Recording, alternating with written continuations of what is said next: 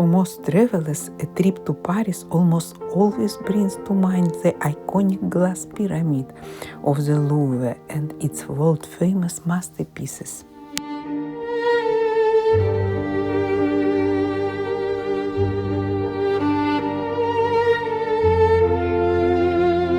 As the world's most popular museum, the Louvre attracts nearly 9 million visitors a year, peaking at 30,000 visitors per day and with about 3,000 people exploring the galleries every single hour.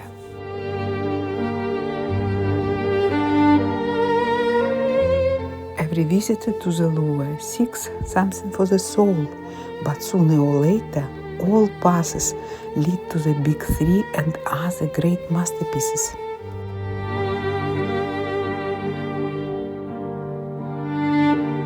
To start, let's target the museum's Big Three: the Mona Lisa, the Venus de Milo, and the Winged Victory of Samothrace. Roughly 8 out of every 10 people who walk through the Louvre's doors are heading straight to the Mona Lisa. This massive bottleneck creates lines and restricts viewing times to about 50 seconds. To resolve this, a major €400 million renovation plan is underway. The painting will be relocated to the massive underground chamber, roughly triple the size of its current space, with a dedicated entry and a separate ticket. As you might remember, Da Vinci began the legendary portrait in 1503 and continuously refined it until his death in 1519, never letting the piece leave his possession. Leonardo aimed to bring his portrait to life, depicting Lisa as if she were naturally turning to welcome us.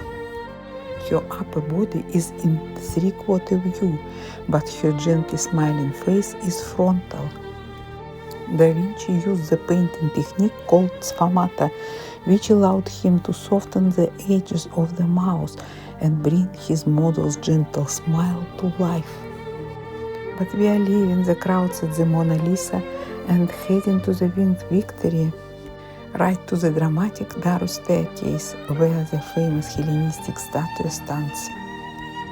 Sculpted around 190 BC from Parian marble, this masterpiece depicts Nike, the Greek goddess of victory.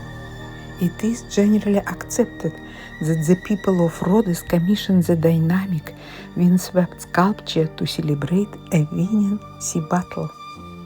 The statue was rediscovered in 1863 on the Greek island of Samothrace by the French diplomat and archaeologist Charles Champollion. The statue was found scattered in over 100 fragments. Its head and arms have never been recovered. Even without a head or arms, the sculpture achieves a striking sense of motion. In contrast to the dynamic and forward-leaning Nike of Samothrace, the Venus de Milo is a calm and still figure that celebrates classic female grace, sensuality, and beauty. The iconic marble statue was discovered in 2 large pieces by a local farmer of the Greek island of Melos in April 1820. This outstanding armless figure is over 2,100 years old. Her peaceful, mysterious expression turns the sculpture into a psychological mirror, allowing audience to find their own emotions and memories reflected in her form. While the Louvre houses thousands of artworks, its global reputation relies heavily on a few iconic masterpieces.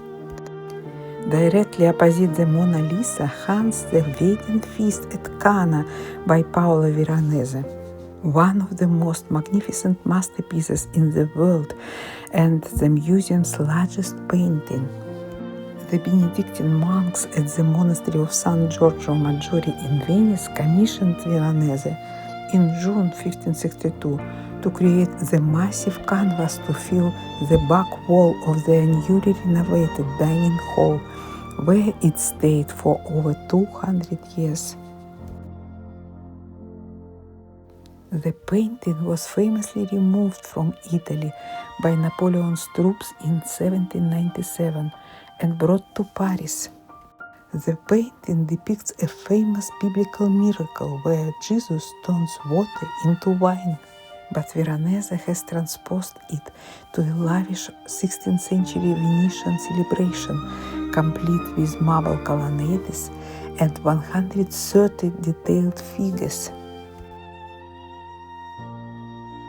Paolo Veronese included himself and other prominent Venetian Renaissance artists as a group of 4 musicians located in the foreground, directly in the center of the canvas. Veronese painted himself as the leftmost musician in white, playing the viola da braccio. The older gentleman in red, playing the large violin, is historically recognized as the Titian. Tintoretto is playing the violin and Jacopo Bassano is playing the cornetto. The exact moment the water turns into wine is shared only with the viewer. You can see that servant in yellow is pouring dark wine from a water jug. Among the hidden allegorical details you can spot an hourglass representing the passage of time and dogs symbolizing fidelity. Completed in 1807, Jacques-Louis David's The Coronation of Napoleon is a masterful blend of historical documentation and political theater. This iconic artwork was far more than just a memory of the Notre Dame event. It served as imperial propaganda that sculpted the narrative of his rightful rule. Jacques-Louis David painted himself into the audience, visible on the second-level gallery sketching the scene. Napoleon commissioned the artist to insert his mother into the gallery. This was historical fiction, as she was not actually present at the ceremony in Notre Dame due to a family dispute. Because Josephine was 6 years his senior, Napoleon instructed his court painter to portray her with a noticeably more youthful appearance. The painting meticulously depicts nearly 200 historical figures, highlighting the luxurious gold, silk, and velvet robes from the December 1804 ceremony at Notre Dame. In Liberty Leading the People, Eugène Delacroix perfectly captures the chaotic energy of the 1830 July Revolution. The central figure is an allegorical woman who represents the concept of liberty, while acting as an early prototype for Marianne, the personification of the French Republic. This painting served as a major inspiration for the creation of the Statue of Liberty, which was sculpted a half-century later. Fearing the painting's powerful message of violent uprising would incite further rebellion, officials removed it from view. After years in storage, the canvas was safely returned to Delacroix.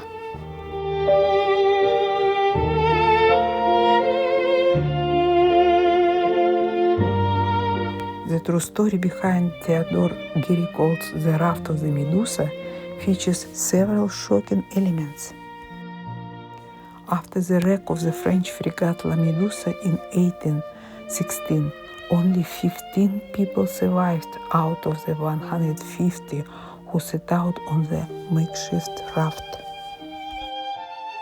The work offers a vision of hell that forces people to confront exactly what makes them human.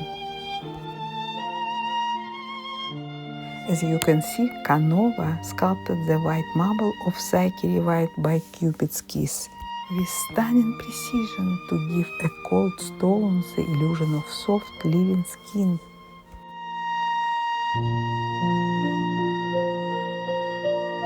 The statue doesn't depict the kiss itself. Instead, it captures the fraction of a second before, brimming with tension and anticipation. You can easily spend hours admiring the breathtaking sense of movement and emotion in this sculpture.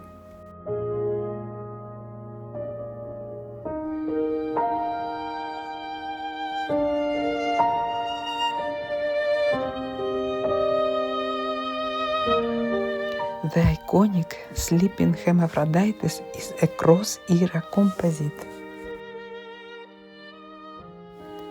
While the ancient Roman marble statue dates back to the 2nd century AD, its realistic buttoned mattress was carved by Baroque master Bernini in 1620. The statue was discovered in Rome in 1608 and was secured by Cardinal Scipione Borghese. The statue changed hands in 1807 when Napoleon Bonaparte purchased it, leading to its permanent display at the Louvre 2 years later. The sculpture was inspired by the ancient story of Hermaphroditus, the child of Hermes and Aphrodite, who matched with the water nymph Salmacis to embody a perfect duality of sexes. It is famous for its deliberate optical illusion. From behind, it appears to be a sleeping woman, but as you walk around the statue, you are surprised to find male genitals.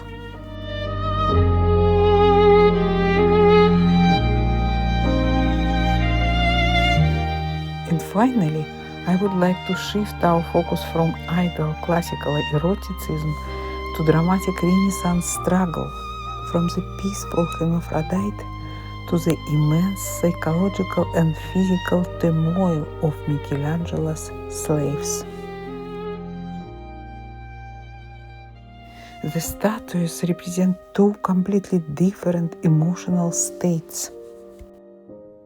The dying slave features a youthful, handsome male figure in tranquil, dreamlike sleep, whereas the rebellious slave showcases a heavily muscled, mature man locked in a violent, desperate struggle against his restraint.